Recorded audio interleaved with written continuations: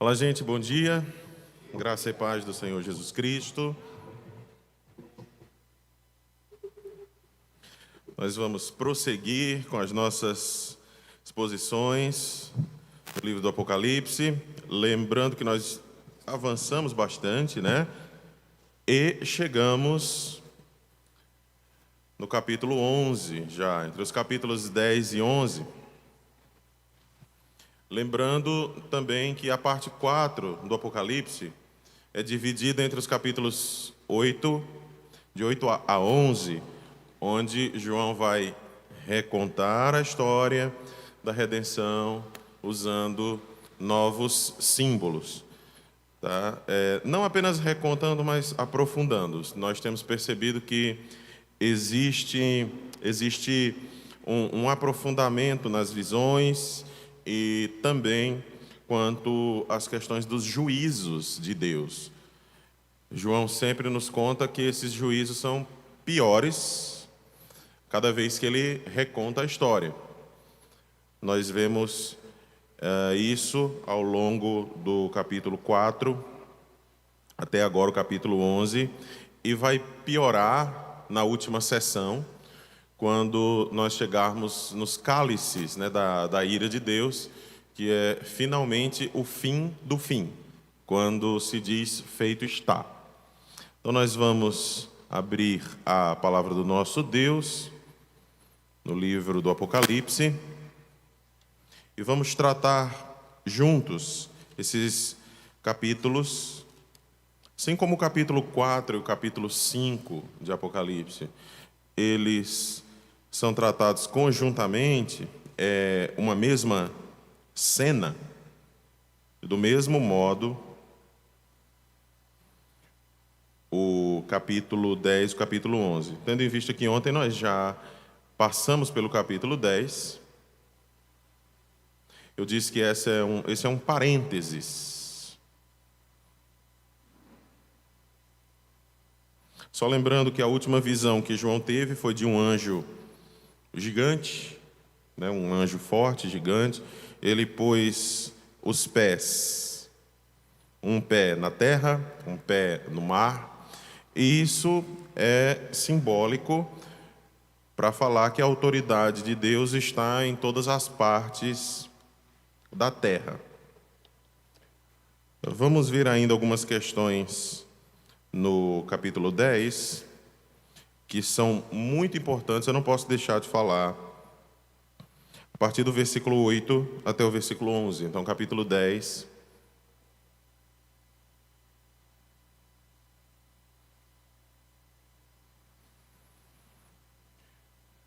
versículos 8, 9, 10 e 11.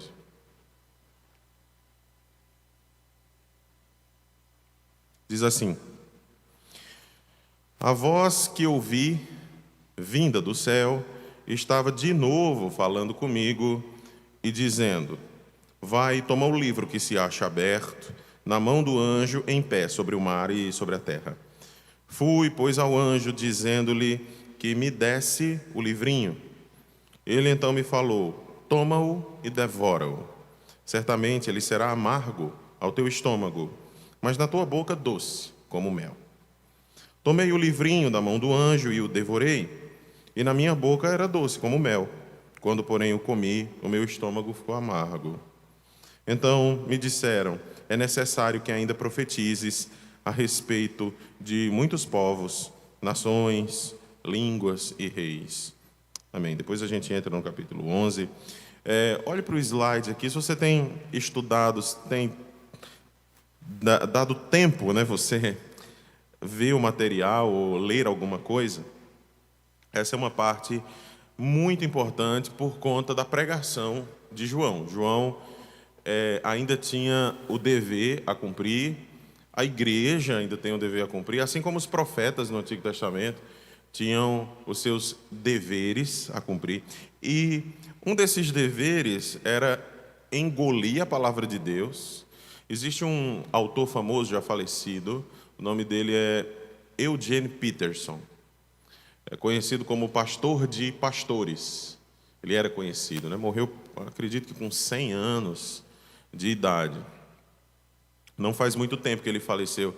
Ele escrevia livros fantásticos, maravilhosos no campo pastoral, e também era uma grande autoridade em hebraico bíblico. Aquela Bíblia chamada A Mensagem, não sei se os irmãos conhecem, A Mensagem, ele traduziu aquela Bíblia sozinho, tá? Durante os últimos anos da vida dele. E ele escreveu um livro com um nome interessante, um título interessante, é Coma Este Livro. Eu acredito que esse livro não esteja mais disponível, não deve estar mais à venda, deve se encontrar num sebo, mas eu tenho procurado. E outra é Corra com os Cavalos, não sei se o pastor Marcos tem.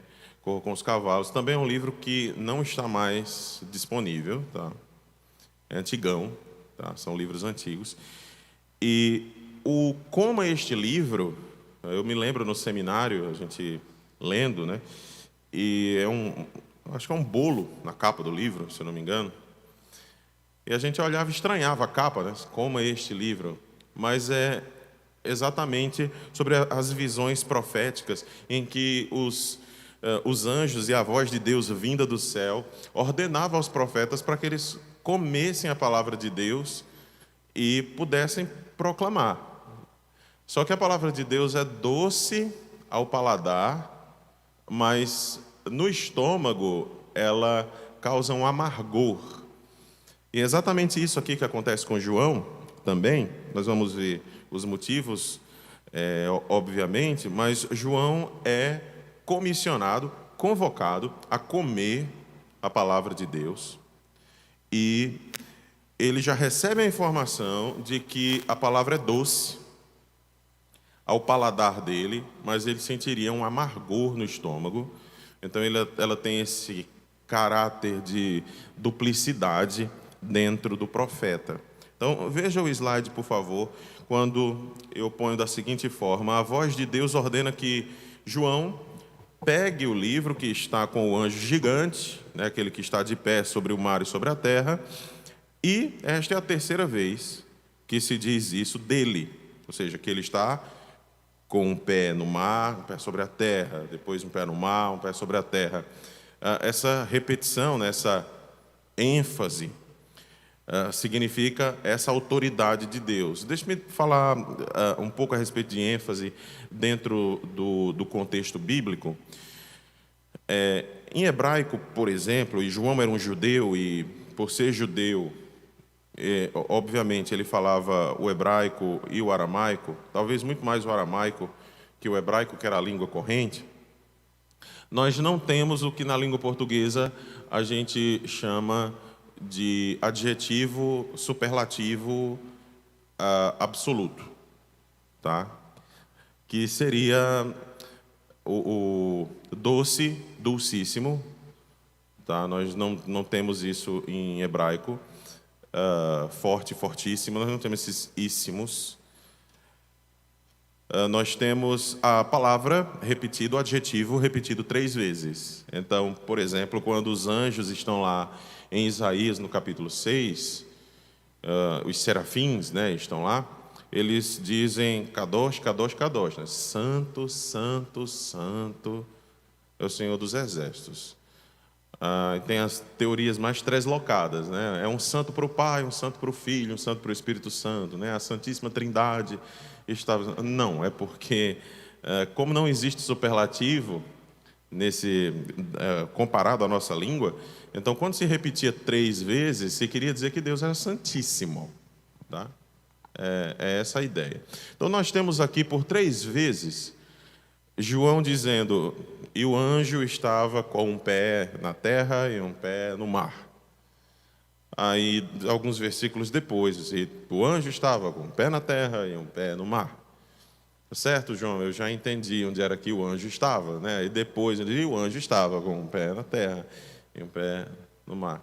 Então, há pessoas que leem e, por não entenderem nem as figuras ou nem essas questões linguísticas, acabam, mas isso é muito repetitivo, isso é muito cansativo. Mas você deve entender que ele era um habitante de outra cultura, era um habitante de outro planeta, nesse sentido, tá? Nós estamos aqui no século 21 e João escrevia tal qual um homem da sua época. Então, para nós, algumas coisas parecem chatas, esquisitas, mas você deve se lembrar de quem está escrevendo por um motivo e ele é filho da sua época. Voltemos para cá. Isso aí, talvez para se deixar claro que a mensagem de Deus por meio deste anjo abrange toda a terra. Quando João se aproxima, o anjo fala com ele e lhe ordena que pegue o livro e o coma, mas avisa que será amargo em seu estômago, ainda que seja doce em sua boca. E essa cena é baseada numa cena similar de Ezequiel. Abra, por favor, Ezequiel, capítulo 2. Ezequiel, capítulo 2. Esse próximo slide, que é o de número 7, eu não sei se tem como consertá-lo aí em cima. Como é o nome da moça ali em cima? Aline. Eu não sei se tem como consertar esse slide, aí, o próximo, 7. Colocá-lo em itálico. Ele é uma citação bíblica, colocar todo em itálico e depois você coloca de volta. O 7, o próximo. Eu ainda não coloquei. Eu acho que vai ser melhor a gente ler aqui no slide, gente, porque ele vai estar maior, nós podemos acompanhar juntos, tá? A leitura. Slide, o número 7. Esse próximo, ó.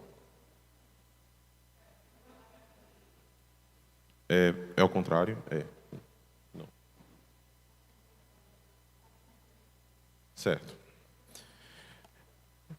Como eu coloquei na NVI, e eu acredito que a NVI tenha uma tradução mais fluida que essa nossa Bíblia anterior, né, a ARA. Então eu queria que nós lêssemos ali na NVI. Mas deixa aberto aí, tá? Só para nós enfatizarmos que outros profetas receberam a mesmíssima ordem, e quando João recebe essa ordem, aqueles que eram leitores do Antigo Testamento, que conheciam o Antigo Testamento, obviamente eles faziam um link, não é? Então, se João viu isso, tal qual Ezequiel viu, né? Tal qual Jeremias. Jeremias também recebe uma ordem similar. Coloca em itálico, por favor. Só para... que você vai enviar para mim. Eu não tenho esses slides. Eu fui mandando esses slides para cá, viu, gente? As informações para cá. E os slides foram sendo feitos. Então, a despeito de eu ter feito, mas eu não tenho os slides propriamente ditos. Acompanhe comigo. Mas você, filho do homem, ouça o que lhe digo. Não seja rebelde como aquela nação. Abra a boca e coma o que lhe vou dar. Então olhei e vi a mão de alguém estendida para mim. Nela estava o rolo de um livro que ele desenrolou diante de mim. Em ambos os lados dele estavam escritas palavras de lamento, pranto e ais. E ele me disse: filho do homem, coma este rolo. Depois vá falar à nação de Israel. Eu abri a boca e ele me deu o rolo para eu comer. E acrescentou: filho do homem, coma este rolo que estou lhe dando e enche o seu estômago com ele. Então eu o comi. Em minha boca era doce como mel.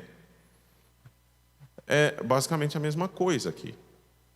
Mas qual a diferença? A diferença é que essa mensagem que João, apóstolo, tem para pregar no Apocalipse é para o mundo. Representa a mensagem de Deus para o planeta. Essa que Ezequiel tinha era para o povo de Judá que estava cativo no cativeiro lá da Babilônia, a partir do ano de 586, quando Nabucodonosor e os exércitos da Babilônia entraram e destruíram tudo e levaram parte do povo cativo, né, para lá. Então, lembre-se sempre, há um resgate desses textos do Antigo Testamento, só que eles são elevados sempre a outro nível, né? A um nível mundial. E João está sempre fazendo isso no livro do Apocalipse. Depois nós veremos mais um texto. Obrigado, Aline, não é isso? Todavia, outra interpretação parece ser a mais acertada. Que outra interpretação é essa? A interpretação a respeito de doçura e amargor. Desculpe se alguma transição, irmãos, no seu material não fizer sentido, como, por exemplo, todavia, outra interpretação. Cadê a primeira? Não é? É como você pregar e começar de um portanto. Tem um monte de textos bíblicos que estão divididos ali, a perícope começa com portanto. Diz, portanto o quê? Não é? Se você não disse nada ainda. Tá?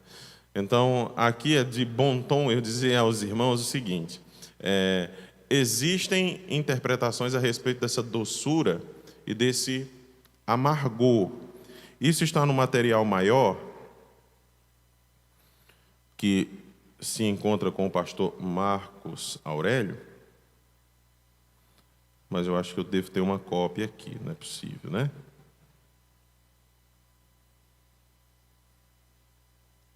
Só me dê um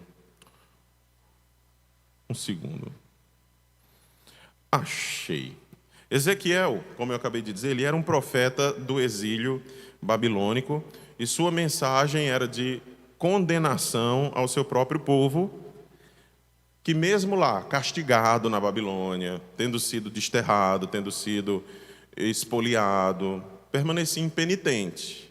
Então esse povo não tinha se arrependido, mesmo que Deus tivesse acabado de castigá-lo, levando-o para a Babilônia. João aqui é comissionado não para falar a Israel, mas ele é comissionado a falar para, olha o que o texto nos diz, por favor.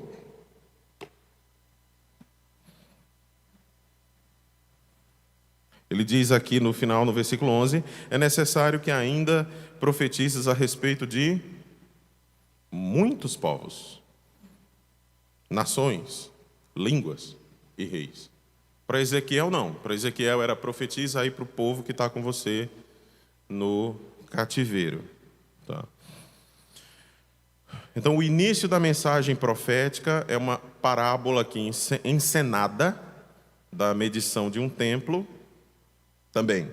Qual a primeira interpretação a respeito desta doçura e deste amargor? Seria o seguinte, o profeta ele vai e prega para o povo, ele tem a palavra de Deus dentro de si e ele sente a doçura de conhecer a palavra de Deus, ter sido alvo da palavra dentro do seu próprio coração. Então essa é a doçura. O amargor é quando o profeta leva isso ao povo e o povo não está nem aí. Então o profeta se entristece e existe esse amargor por ele ter ido até o povo e o povo não ter dado a mínima. A interpretação 2 é que tudo acontece dentro do profeta. Ele não depende de se entristecer porque o povo não dará ouvidos, mas ele mesmo por dentro percebe que aquela palavra é uma palavra tanto de salvação quanto de condenação. Se você se lembrar, Isaías, quando recebe a ordem de pregar, ele diz assim, o Senhor diz, a quem enviarei? Não é? E ele diz, envia-me a mim. Aí o Senhor diz, olha Isaías, você vai pregar, mas o povo não vai ouvir. Você vai falar e o povo não vai estar nem aí. Até que eu venha e destrua. E Isaías fica triste e diz, mas até quando, Senhor? Ele se entristece, ele tem uma mensagem para o povo, mas Deus de antemão já diz, esse povo não vai escutar você. eu estou mandando, mas fique sabendo que o povo não vai lhe dar atenção. Com Ezequiel, era na mesma forma, só que Ezequiel já estava, como disse eu, no cativeiro da Babilônia. E as pessoas diziam de Ezequiel o seguinte: ele fala bem e a voz dele é como de alguém que tange bem a harpa. Ou seja, você poderia ser um cantor da noite, Ezequiel. Você canta tão bem, sua voz é tão linda. Não, mas eu não estou aqui para isso. Deus trouxe uma palavra para vocês. Ah, Ezequiel, como é lindo o seu jeito de pregar, né? Não, convertam-se, arrependam-se. Ah, Ezequiel, fala mais, é tão bonito ouvir você falando, né? Isso, entre os capítulos 30 a 33, o povo trata Ezequiel dessa forma. Então, ele tem a doçura de levar a palavra, mas ele também tem o amargor dentro de si mesmo. Olha mais uma vez para o slide.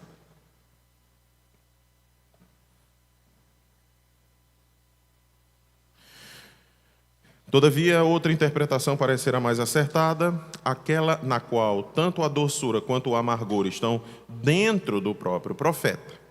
A explicação é simples, a que eu dei: o profeta recebe a palavra de Deus, se alegra nessa palavra. Entretanto, sua mensagem também será de condenação para o mundo descrente. Isso causa amargor ao seu próprio coração. Ele sente tristeza quando os escarnecedores desdenham da palavra de Deus. Aqui eu coloco o Pringent. Pringent é um padre que estuda escatologia, não sei nem se ele está mais vivo, estuda escatologia, é uma grande autoridade nessa área. O Pringent resume a ideia lucidamente quando diz: ele, João, experimentará primeiro para si mesmo a doçura e o amargor de ser, neste mundo, o porta-voz de Deus. Ou seja, quem é porta-voz de Deus sente as duas, tem os dois sentimentos ao mesmo tempo. Você sente felicidade por ter a palavra de Deus, você se sente feliz, mas ao mesmo tempo você sente o amargor no seu coração, porque o coração das pessoas é duro, endurecido.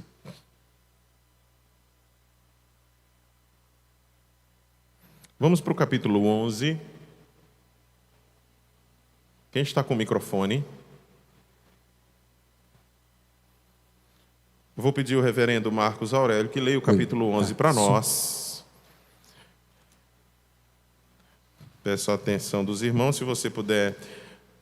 Eu acredito que ele deve ler na NAA, não é? Isso. Então os irmãos ouvem, porque tem algumas coisas que diferem da sua tradução, que deve ser a ARA. Foi-me dado um caniço semelhante a uma vara, e também me foi dito: levante-se e vá medir o santuário de Deus, o altar e os que adoram no santuário. Mas deixe de lado o átrio exterior do santuário e não o meça, porque esse átrio foi dado aos gentios, que por 42 meses pisarão a cidade santa. Darei autoridade às minhas 2 testemunhas, para que profetizem durante 1260 dias, vestidas de pano de saco. São estas as 2 oliveiras e os 2 candelabros que estão em pé diante do Senhor da terra. Se alguém pretende causar-lhes dano, da boca dessas testemunhas sai fogo e devora os inimigos. Sim, se alguém pretender causar-lhes dano, certamente deve morrer. Elas têm autoridade para fechar o céu, para que não chova durante os dias em que profetizarem. Tem autoridade também sobre as águas, para transformá-las em sangue, bem como para ferir a terra com todo tipo de flagelos, tantas vezes quantas quiserem. Quando tiverem então concluído o testemunho que devem dar, A besta que surge do abismo fará guerra contra elas. A besta vencerá e matará as testemunhas, e os seus cadáveres ficarão estirados na praça da grande cidade, que espiritualmente se chama Sodoma e Egito, onde também o seu Senhor foi crucificado. Então, muitos dentre os povos, tribos, línguas e nações contemplarão os cadáveres das duas testemunhas por 3 dias e meio, e não permitirão que esses cadáveres sejam sepultados. Os que habitam sobre a terra se alegrarão por causa da morte dessas duas testemunhas, realizarão festas, enviarão presentes uns aos outros, porque esses 2 profetas atormentaram os que moram sobre a terra. Mas depois dos 3 dias e meio, entrou neles um espírito de vida vindo da parte de Deus, e eles se ergueram sobre os pés. E aqueles que os viram ficaram com muito medo. E as duas testemunhas ouviram uma voz forte vinda do céu, dizendo-lhes: subam para cá. E subiram ao céu, numa nuvem, e os seus inimigos as contemplaram. Naquela hora houve grande terremoto, e ruiu a 10ª parte da cidade. Nesse terremoto morreram 7.000 pessoas. As outras pessoas ficaram aterrorizadas e deram glória ao Deus do céu. Passou o 2º ai. Eis que sem demora vem o 3º ai. O 7º anjo tocou a trombeta, e houve no céu vozes fortes dizendo: o reino do mundo se tornou de nosso Senhor e do seu Cristo, e ele reinará para todo sempre. E os 24 anciãos que estavam sentados no seu trono diante de Deus prostraram-se sobre o seu rosto e adoraram a Deus, dizendo: graças te damos, Senhor Deus Todo-Poderoso, que és e que eras, porque assumiste o teu grande poder e passaste a reinar.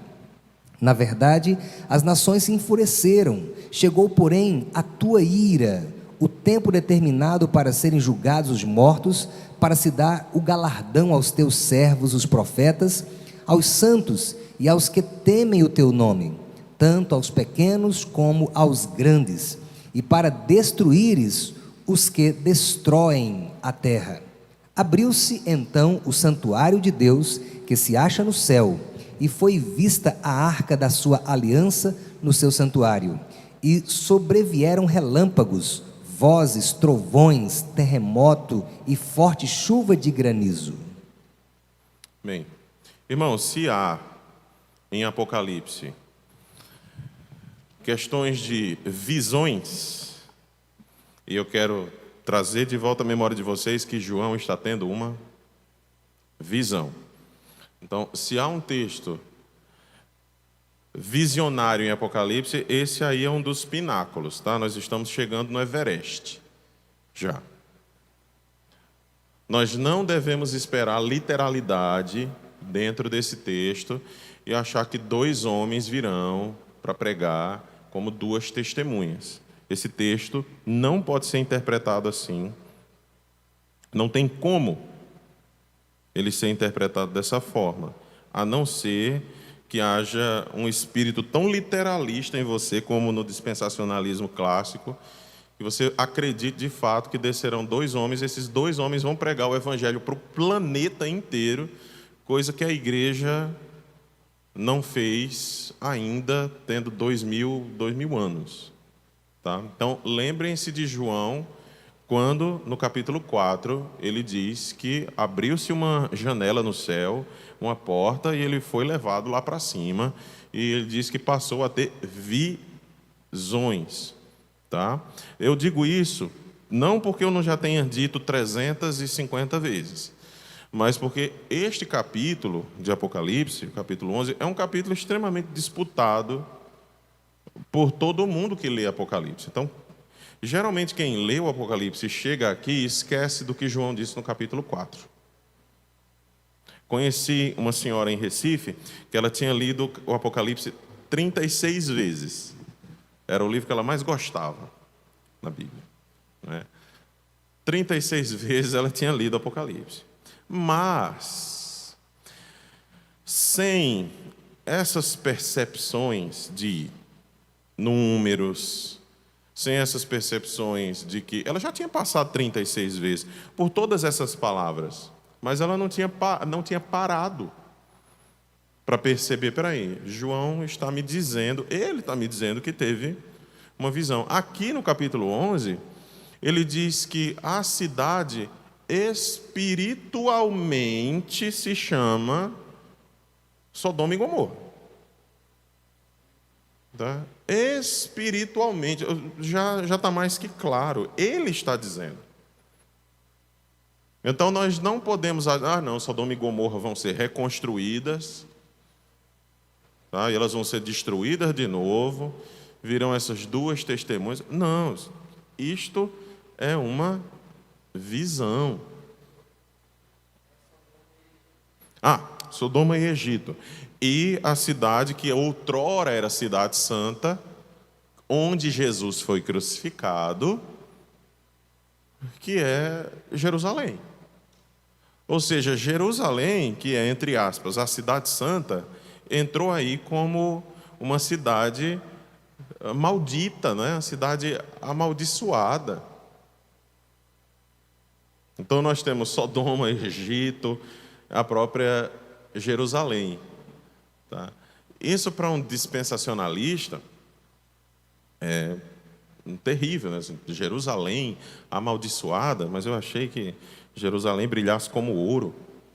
Vamos continuar. Então veja, essa é a segunda parte do interlúdio entre a sexta e a sétima trombetas.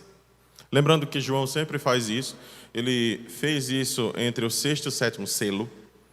Quando nós esperávamos o sétimo selo, veio um interlúdio, capítulo 7. Quando nós esperávamos a sétima trombeta, aí veio o interlúdio. Aqui ainda faz parte. Tá? Agora sim. Agora o pessoal vê. E por ser a clara continuação do texto precedente, não deveria existir divisão entre este capítulo e o capítulo anterior. Então, o leitor deve entender como texto, né, ato contínuo, o fim do capítulo 10, prosseguindo até o capítulo 11, versículo 13. Veja, leia comigo essa passagem aí. João está mais uma vez numa visão aí, na qual é recriada uma outra visão, a saber, do profeta Ezequiel, de novo, quando este é tomado por Deus. O tal se deu entre os capítulos 40 e 43 de Ezequiel, e deixe-me fazer uma nota de rodapé. O livro menos lido da Bíblia é o livro de... Se você disse Levítico, você errou. É o livro de Ezequiel. Tá? Então, para estudantes de Apocalipse, é péssimo não conhecer Ezequiel. E Ezequiel é um livro gigante mesmo, e é um livro sine qua non para Apocalipse, só que é o menos lido, infelizmente. Tá? Jeremias também é pouco lido. Mas mal sabem vocês, talvez alguns saibam, qual é o maior livro da Bíblia? Qual é? Jeremias. Jeremias é o maior livro da Bíblia. Se você juntar todo o livro dos Salmos num só, tá? Jeremias é maior que ele. Jeremias também é um profeta que precisa ser estudado para você jogar alguns textos lá para Apocalipse. Tá? Daniel também. Né? Talvez Daniel e Ezequiel e Jeremias em terceiro lugar. Está escrito na profecia de Ezequiel: eu vi um homem que parecia de bronze, ele estava de pé, junto à entrada, essa é a entrada do templo. Ezequiel está tendo uma visão, ele é tomado pelo Espírito, e ele está ali, digamos, sobrevoando Jerusalém, e ele está vendo o templo. Tá certo? Com uma corda de linho, uma vara de medir na mão. E ele me disse: filho do homem, fixe bem os olhos e procure ouvir bem. E preste atenção a tudo o que vou lhe mostrar, pois por isso você foi trazido aqui. Conte à nação de Israel tudo o que você vai ver. Então, a visão deveria terminar e ele deveria ir para o povo que estava em cativeiro junto com ele e falar sobre essa visão que ele havia tido, não é? Vi um muro que cercava completamente a área do templo. O comprimento da vara de medir na mão do homem era de 6 medidas longas, cada uma com meio metro. Ele mediu o muro, que tinha 3 metros de espessura e 3 de altura. Ezequiel 40, 3 a 5, mas você precisa ler Ezequiel capítulos 40, 41, 42, 43, para entender tudo o que ele vem falando aí. O que é que nós vemos em primeiro lugar aqui no capítulo 11? Nós vemos que foi dada uma ordem a João para medir o santuário. Que santuário? Tá? O santuário que ele estava vendo, mas ele estava tendo uma visão. Então ele estava medindo um santuário espiritual. Medições. Para que serviam medições no mundo antigo? Geralmente para proteção de lugares. Então, media-se o lugar para que aquele lugar fosse protegido, aquela área fosse protegida. Vá, meça aquela área para que ela seja protegida. O resto a gente destrói, tá? Não sobra pedra sobre pedra. Então, aqui, João diz que foi-lhe dado um caniço semelhante a uma vara. Dispõe-te, mede o santuário de Deus, seu altar e os que nele adoram. Ou seja, era uma medição do santuário, do altar e do povo que adora a Deus ali. Então ele vai, faz essa medição. Mas deixa de parte, ou seja, deixa de lado, não mede o átrio exterior do santuário, porque foi ele dado aos gentios, ou seja, gentios aqui são pagãos, no caso, os judeus dividiam o mundo assim, né? Povo de Israel, Goi, como eu disse anteriormente, são os pagãos, o resto do planeta Terra. Estes, por 42 meses, calcarão aos pés a cidade santa. Então, o que ele está dizendo aqui é, durante 42 meses, 1.260 dias, 3 anos e meio, que é basicamente, é a mesma coisa, não é? Quando nós vemos essa simbologia de 42 meses, eu acho que no glossário de vocês aí deve ter alguma coisa a respeito disso, 1.260 dias, 3 anos e meio, 42 meses, esse é um número interessante. É um número sobre o qual eu não posso contar a história toda, porque é uma história muito longa, mas nós vamos avançar e talvez eu tangencie algumas coisas a respeito dessa numeração, tá bom?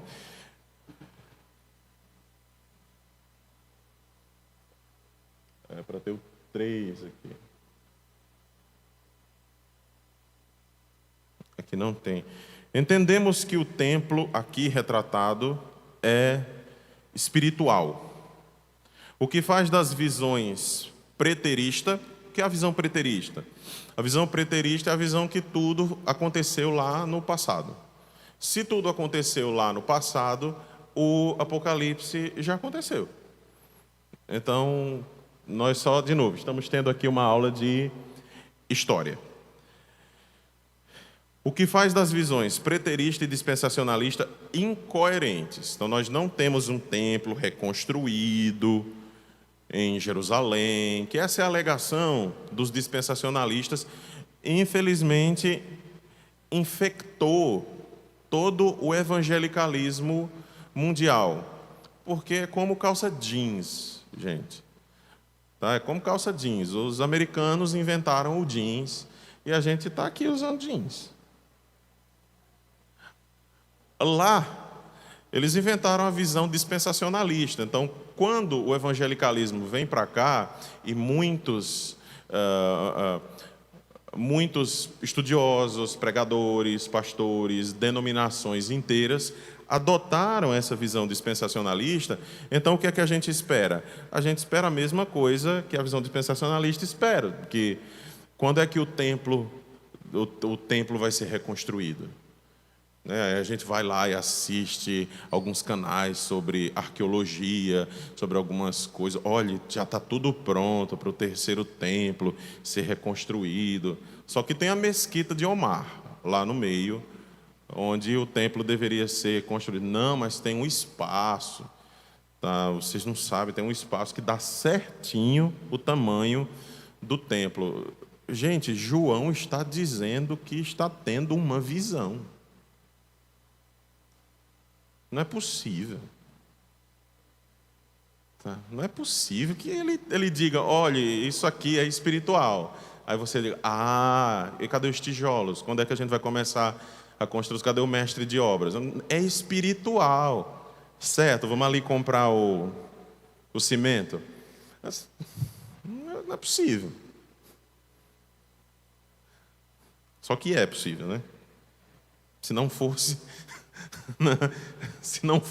não haveria dispensacionalistas. Tá? Então, número 3, entendemos que o templo aqui retratado é espiritual, o que faz das visões preterista e dispensacionalista incoerentes. Na realidade, o livro do Apocalipse não fala quase nunca de coisas físicas, quase nunca mesmo, mas de realidades espirituais por detrás de visões reveladas ao apóstolo João. Aí o Grant Osborne, né, falecido em 2015, se eu não me engano, o Grant Osborne apela ao substantivo naon, que vem de naos, que significa templo, tá? E que em Apocalipse nunca aparece no sentido físico. Mas no Novo Testamento o termo templo significa igreja, conforme escreveu Paulo aos Coríntios. Se alguém destruir o santuário de Deus, Deus o destruirá, pois o santuário de Deus, que são vocês, sempre no Novo Testamento, templo é igreja. E você precisa ligar os pontos, para que você não leia o Apocalipse como uma peça única, tá, atomizada, né? A gente chama isso de hermenêutica atomística. Você quebrou ali em vários pedaços, como Demócrito disse. Eu vou até o 6 e acompanhe comigo. Quanto a esse período de tempo, a saber, os 1260 dias, nós vamos falar sobre as duas testemunhas, óbvio, mas deixe-me primeiro falar sobre esse tempo. Ou 3 anos e meio, ou ainda 42 meses, que é um termo tão discutido nas várias correntes interpretativas, devemos saber que esta referência é extraída aqui, 2 pontos. Esta referência é extraída de Daniel 7, 25, de Daniel 12, 7. E é a extensão de tempo que é igual aos 42 meses e aos 1260 dias mencionados por João em outros lugares. Então, sempre que João mencionar 1260 dias, 3 anos e meio, João está mencionando esse mesmo período de tempo que Daniel menciona no capítulo 7, capítulo 12. O que foi que aconteceu lá de histórico? Aí sim, o que foi que aconteceu lá, na época de Daniel, histórico, que João reutiliza esse símbolo de forma espiritual. Continue comigo. Em um cenário histórico, existiu um período literal de 3 anos e meio, durante o tempo de Elias.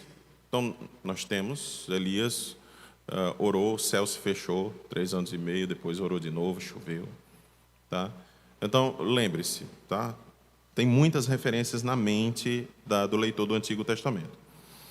Houve um período de 3 anos e meio, quando o templo foi profanado, durante a guerra dos Macabeus. Eu sei que na nossa Bíblia não tem o livro dos Macabeus, em 1º e 2º Macabeus.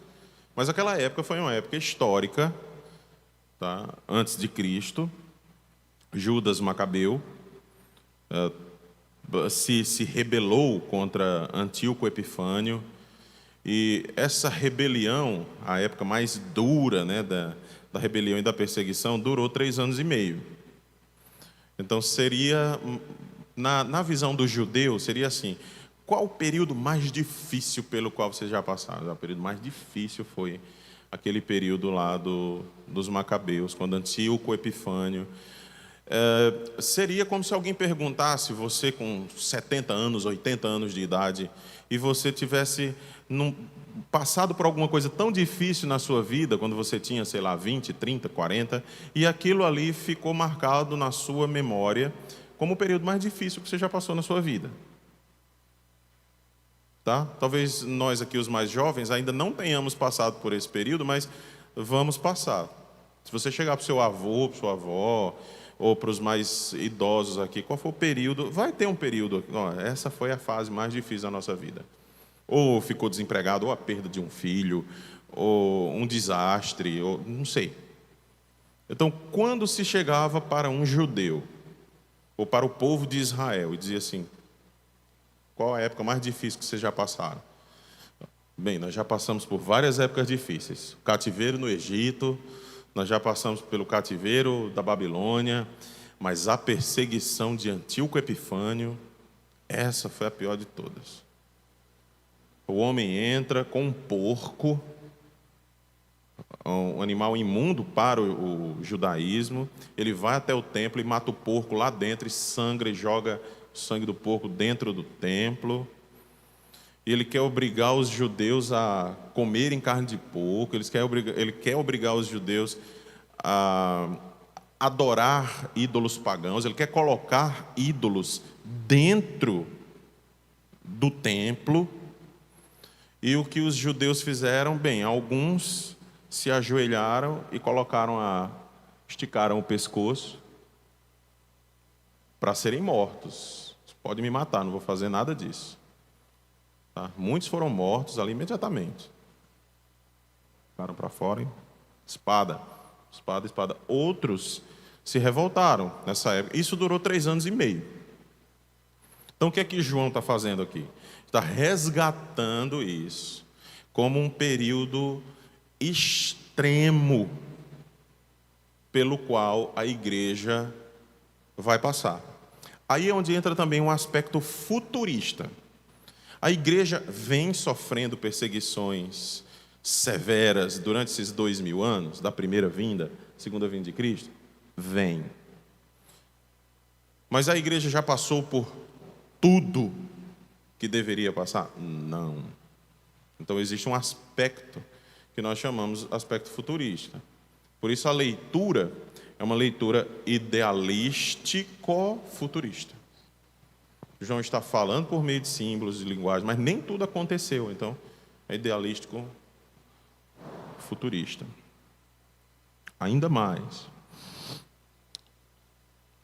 De novo, a partir do houve, né? Houve um período de 3 anos e meio, quando o templo foi profanado durante a Guerra dos Macabeus, de 167 a 164 a.C. Está lá em 1 Macabeus, capítulo 1, até o capítulo 3, e no segundo livro dos Macabeus, no capítulo 5. As profecias de Daniel 7:25, 12:7, se referem a esse período. No Apocalipse, esse período é uma referência não literal, porque esse período já tinha passado, tá? Não literal aí deveria ter um hífenzinho. Eu estou corrigindo aqui o material, gente, para próximas exposições, tá? Então, uma referência não literal, mas simbólica do intervalo entre a primeira e a segunda vinda de Jesus, como o intervalo de 42 meses ou 1260 dias. É o período no qual a serpente das ilusões governa o mundo. Esse período chega definitivamente ao fim, quando Deus intervém.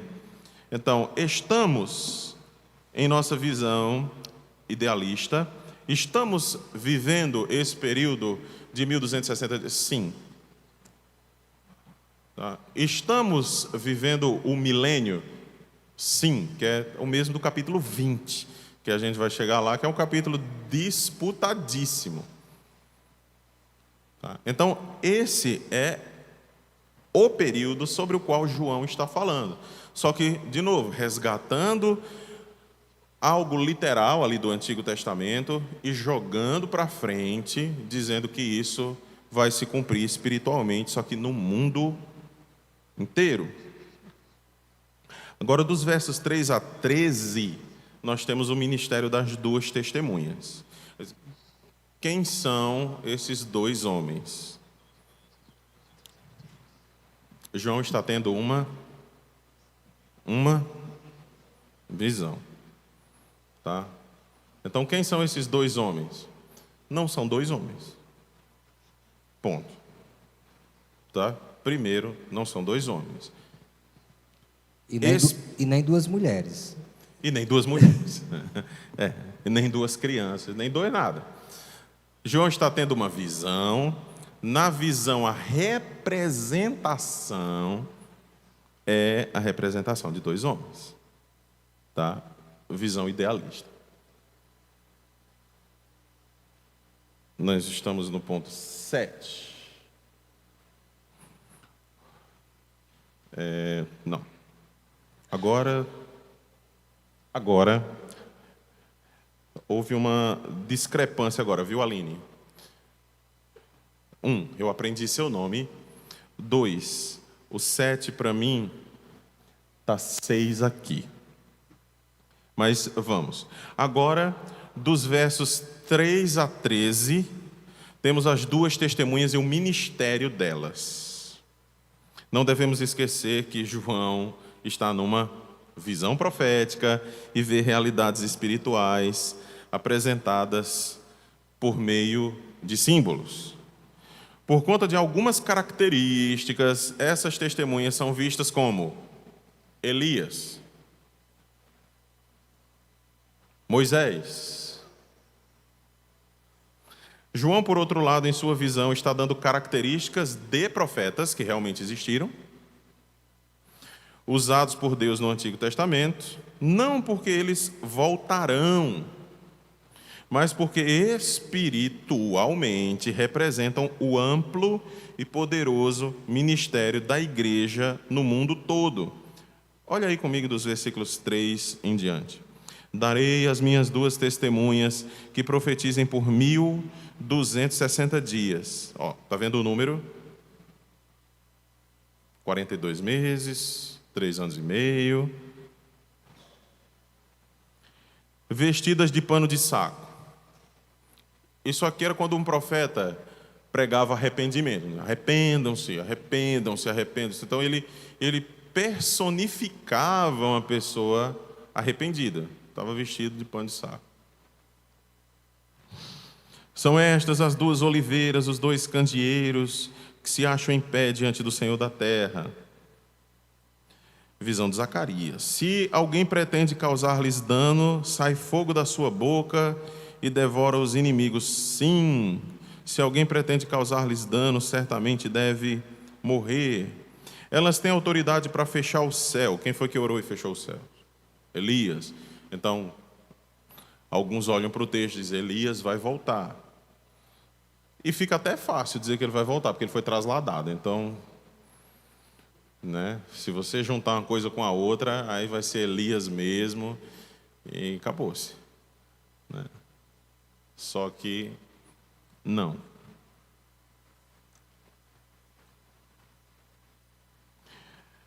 que mais? Tem autoridade também sobre as águas, para convertê-las em sangue. Moisés. Primeira praga do Egito.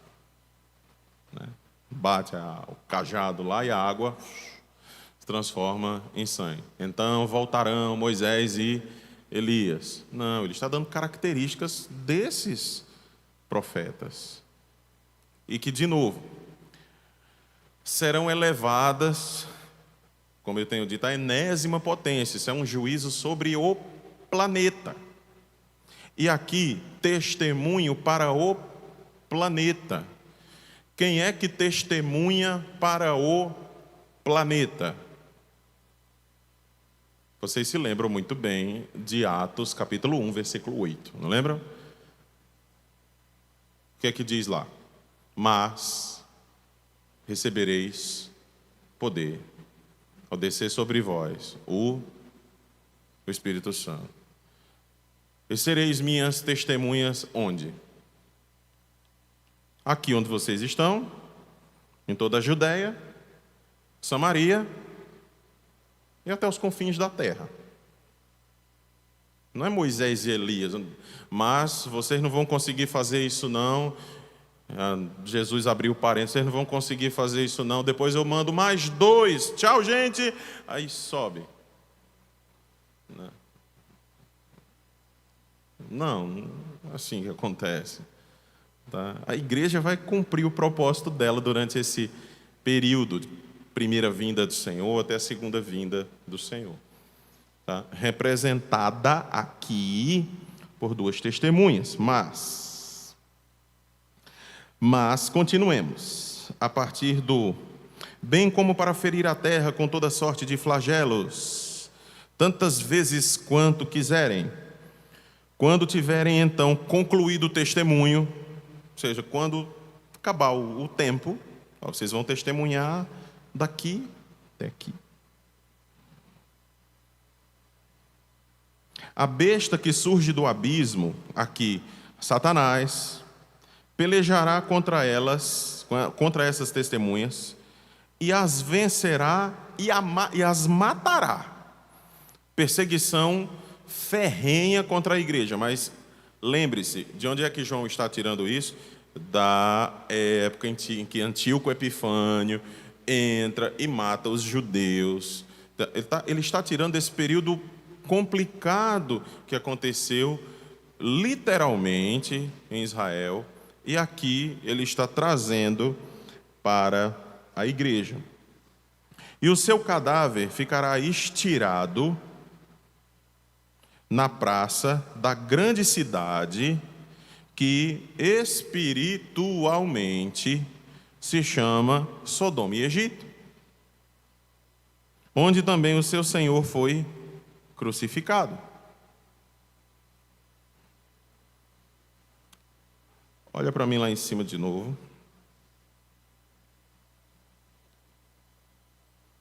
Portanto, entendemos as 2 testemunhas não como 2 pessoas que pregarão para o mundo todo, mas como o ministério da igreja durante o tempo entre a primeira e segunda vinda de Cristo.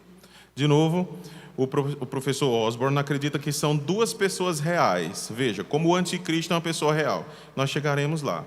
Mas que representam a igreja num sentido corporativo. Então, existe essa terceira opção. 2 pessoas reais, mas elas representam a igreja num sentido corporativo. Há problema nessa interpretação? O que a igreja não fez em 2000 anos, 2 pessoas vão fazer. Como? Pela rádio, pela internet, pela TV, voando sobre os céus. Eles são gigantes, enormes. A voz deles, quando eles falam numa cidade, é ouvida em metade do planeta. Quando o outro fala, é ouvido na outra metade. Como se daria isso de forma literal? Mas que representam a igreja no sentido corporativo. Elas são 2 testemunhas por alguns motivos encontrados na própria Escritura. Por exemplo, a lei exigia 2 testemunhas para acusar alguém. João era um judeu, então ele tem esse background do Antigo Testamento. 2 testemunhas era o que era usado. Por exemplo, para se acusar um presbítero na igreja. O que é que o apóstolo Paulo, escrevendo a Timóteo, diz? Mas não aceite acusação contra um presbítero, tá? A não ser que se levantem 2 testemunhas. Isso aí vem da lei de Moisés. Tá? Então você tem que fazer novamente esses somatórios aí de textos para que isso aconteça. Eu acredito que eu tenha colocado alguns textos aí. Abram, por favor, Números 35, 30. O Senhor Jesus também fez isso. Ele mandou os discípulos pregarem de 2 em 2. E vocês não sabem quem é que faz isso hoje em dia, achando que estão cumprindo o mandato de Cristo. Os mormons e as testemunhas de Jeová, exatamente. Tá? Eles não estão vestidos de saco, não. Eles estão na beca, né? Assim, ou de casa. Posso falar do inferno para vocês? Posso falar sobre Satanás para você? Gostaria de ir para o inferno 2 vezes mais rápido do que o que você já vai? É basicamente isso que eles vêm ensinar na porta. Tá? Números capítulo 35, versículo 30. Reverendo, você poderia ler? Números 35, 30.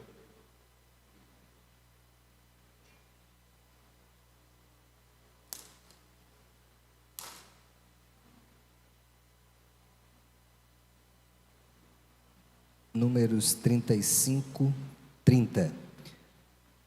Todo aquele que matar uma pessoa será morto, conforme o depoimento das testemunhas. Muito bem. Essas testemunhas eram 2, conforme a lei de Moisés. Deuteronômio 17, 6. Deuteronômio 17, 6.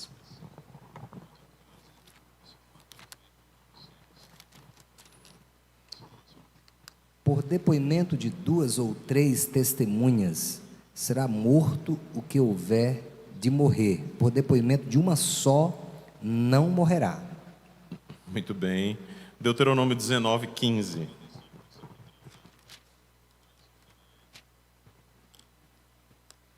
Uma só testemunha não poderá se levantar contra alguém por qualquer iniquidade ou por qualquer pecado, seja qual for que cometer. Pelo depoimento de 2 ou 3 testemunhas, se estabelecerá o fato. Irmãos, só para a gente entender de onde vem essas informações. Isso não está solto no livro de Apocalipse. De novo, cuidado com a interpretação atomística, como se você pegasse o livro do Apocalipse e jogasse ele sozinho, mas eu vou olhar só para ele. Reverendo, tem algum significado, algum princípio, essa ideia de que elas têm autoridade para ferir a terra com todo tipo de flagelos, tantas vezes quantas quiserem? Olhe, as interpretações são inúmeras, tá? Mas isso tem a ver com a proteção de Deus. Elas têm autoridade, elas receberam isso do Senhor. É sempre um verbo que é utilizado, que é uma espécie de voz passiva, tá? Recebem isso como não saindo delas mesmas, porque a igreja não foi chamada para destruir a terra, mas quando acontece alguma coisa contra a igreja, Deus intervém e a igreja é poupada, não toda a igreja, porque senão não haveria igreja perseguida, mas a igreja é sempre poupada. Uma frase que é recorrente entre os católicos romanos, entre os estudiosos católicos, não entre os católicos nominais, mas os estudiosos, é assim: a igreja sempre enterrou os seus inimigos. Se levantam, o mundo se levanta contra a igreja, impérios se levantam contra a igreja, aquele império é destruído, o imperador morre do dia para a noite e a igreja continua. Claro que quando o catolicismo romano diz isso, eles estão falando sobre a igreja católica apostólica romana, né? Para eles é a única igreja, verdadeiramente igreja. Mas se você estender esse conceito e estudar a história da igreja, você vai perceber que, de fato, Deus se levanta e protege o povo, destruindo os seus inimigos. As portas do inferno não prevalecem contra a igreja, porque Deus vem e intervém. Então não é a igreja destruindo o mundo. A igreja combate o mundo com a palavra. Então a palavra causa esse desconforto no mundo e o mundo se levanta contra a igreja. E de novo, apelando para Atos dos Apóstolos capítulo 9, que é a conversão lá de Saulo de Tarso, Quando você combate a igreja, na verdade, você está combatendo o próprio Cristo. O que é que Jesus pergunta a Saulo? Jesus não pergunta assim: Saulo, Saulo, por que persegues a minha igreja? Eles estão tão tristes? Não. Saulo, Saulo, por que me persegues? Então, Jesus toma a dor para si. Então, essa intervenção, tá? Esses flagelos, isso que a igreja causa, não é a igreja no sentido de ela combater, ou no sentido de ela fazer mal ao mundo, mas de Deus sempre intervir, tá? na história, protegendo seu povo. Podemos dar uma paradinha ou quer concluir o pensamento, reverendo? Pode. Podemos dar uma paradinha agora? Ou quer concluir o pensamento? Deixa-me ver aqui uma coisa. Podemos. Aí Podemos? podemos. Ok, gente, uma rápida parada.